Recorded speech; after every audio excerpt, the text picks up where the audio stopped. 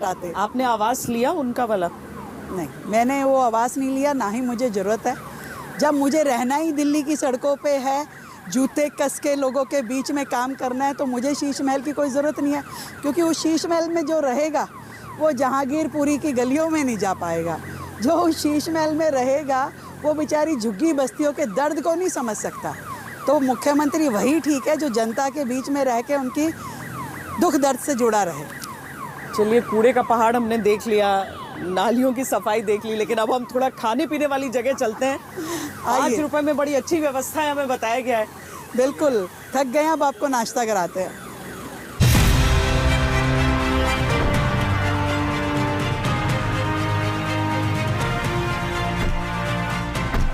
ये नाले की सफाई की चीज़ हमने देखी है। आपने एक और चीज़ कहा कि यमुना में अनट्रीटेड सूवेज नहीं जाएगा, ये कैसे संभव हो सकता है? देखिए क्या है कि यमुना जी में गंदगी है, क्योंकि दिल्ली के जितने ड्रेन्स हैं तो ऑटोमेटिकली जा कर के वहाँ कनेक्ट कर दिए गए हैं। सारा का सारा सीवेज जो है अनट्रीटेडली यमुना जी में जाके गिरता है। अभी तक दिल्ली में 37 STP सीवेज ट्रीटमेंट प्लांट पहले से लेके अब तक बने हुए थे, जो कि पूरी तरीके से वर्किंग कंडीशन में भी नहीं थे।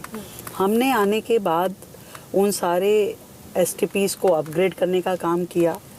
नए डिसेंट्रलाइज STP जहाँ जहाँ पे ज़रूरत है उनको बनाने के लिए टेंडर प्रक्रिया शुरू करी है हमने, क्योंकि यमुना तब साफ़ हो पाएगी जब उसमें जितना भी ये सीवेज है वो सब ट्रीट हो करके पहुँचना चाहिए।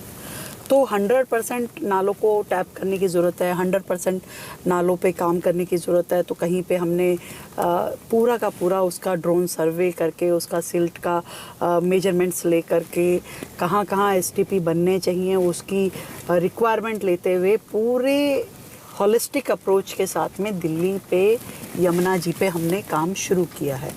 तो ये सारा सीवेज, और आपको बताऊं मैं दिल्ली में जैसे ये बड़े बड़े फार्म हाउसेज हैं, इनके यहाँ कोई सीवर लाइन तो है नहीं, तो ये लोग क्या करते हैं कि प्राइवेट वेंडर को लेते थे कि भी ये हमारा सीवेज उठा के यहाँ से लेके जाओ, वो कुछ इनका अमाउंट लेता था और वो सारे वेंडर उस सीवेज को वहाँ से उठा करके उनके फार्म हाउसेज से सीधा जा करके नदी में डाल आते थे यमुना जी में।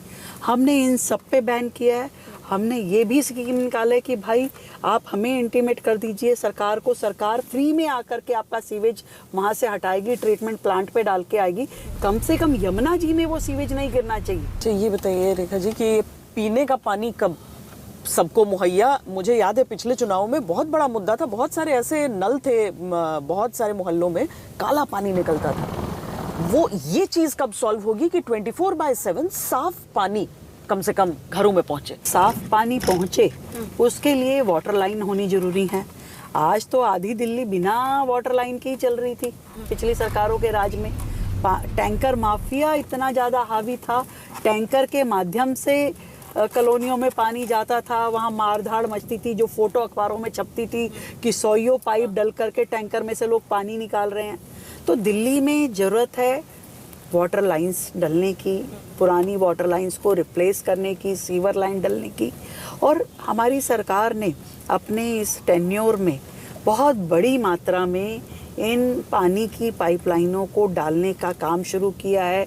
जो WTP हैं, वाटर ट्रीटमेंट प्लांट, उनको रिवाइव करने का काम शुरू किया, नए WTPs बनाने का काम शुरू किया। हरियाणा में आपकी सरकार से फायदा होगा कि वो हथनीकुंड पे हमेशा जो रोकने के सब, या ये नहीं होता है? हमारा शेयर है हाँ। वो हमें दे रहे हैं।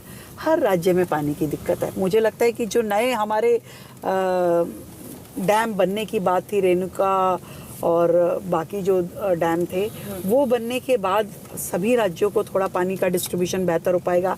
पर अभी तो जो हमारे एंड पे करने वाला काम है कि वाटर लीकेजेस खत्म हो, वाटर का डिस्ट्रीब्यूशन बेहतर हो, पाइपलाइन से ही जाए, पानी की चोरी ना हो, पानी की वेस्टेज ना हो। एक स्कूल का उद्घाटन हुआ, AI बड़े CM श्री स्कूल। हाँ।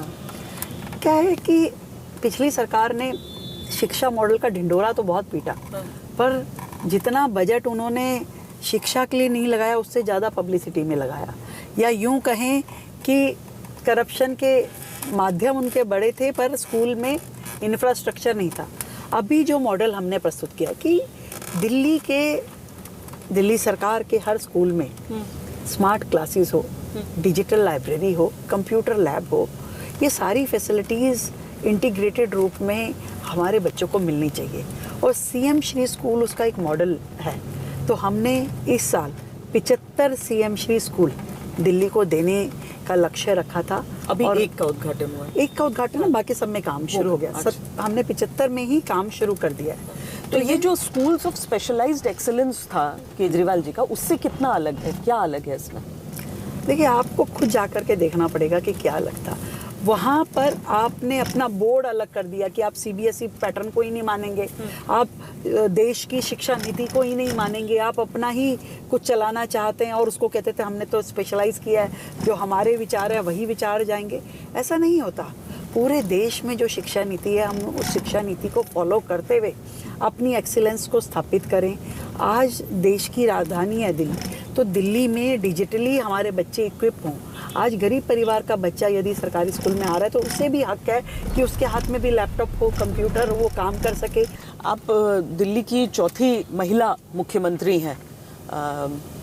ये बताइए कि जो केजरीवाल कहा करते थे ना कि पुलिस हमारे नियंत्रण में नहीं रहती है, उससे मुश्किल होती है कानून व्यवस्था। सवाल तो आपसे ही होंगे, कोई भी क्राइम अगर यहाँ पर होगा तो आपसे भी पूछा जाएगा। ये कसक रहती है मन में कि पुलिस को अंडर होना चाहिए। देखिए, आपने पहले कहा कि मैं नहीं हम की राजनीति की बात रेखा सरकार करती है। यस, ऑफ कोर्स, सब कुछ आप अपने हाथ में लेना चाहते हैं, वर्क डिस्ट्रीब्यूशन में विश्वास नहीं करते हैं, मल्टीपल एजेंसियां जो बनी हुई है उसको, पावर को आप मानते नहीं हैं। आज दिल्ली यूटी है तो यूटी है ना, अब यूटी के जैसे हमें रहना पड़ेगा, यूटी को समझना पड़ेगा। केंद्र शासित प्रदेश है दिल्ली, तो केंद्र के पास में यदि पुलिस है तो इसमें हमें किस बात की तकलीफ है? कोई तकलीफ नहीं है भाई। उनके पास जो काम है, जो विभाग है, जो जिम्मेदारी है, केंद्र निभाएगा और हम उसमें सहयोगी के नाते जो हमारी जिम्मेदारियां वो हम करेंगे। जिम्मेदारी सभी साझी है, इसमें कहीं पे कि जी मेरे हाथ में हो और मेरे को मुझे, अरे जो चीज़ें आपके हाथ में थी उतना उनको आपने क्या कर लिया भाई? आपके हाथ में दिल्ली सरकार थी, प्रशासन था, आपके हाथ में इंफ्रास्ट्रक्चर था, सब कुछ तो था। क्या किया उसमें आपने? केवल उसको बर्बाद किया। परंतु ये एक छोटी सोच है, सबसे टकराव की राजनीति, क्योंकि आपका मन इतना छोटा था और इंटेंशंस जो मैलाफाइड थी, आपको लगता था कि सब मुझको ही मिलना चाहिए सारा पावर।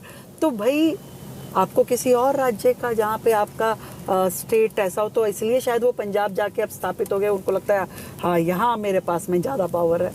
चलिए, आपने डिसेंट्रलाइजेशन को भी लेके पावर के एमसीडी के कॉन्टेक्स्ट में बोला है। ये सारी बातें हम करते हैं, बस हम पहुंचने ही वाले हैं अपनी जो अटल कैंटीन है उसमें।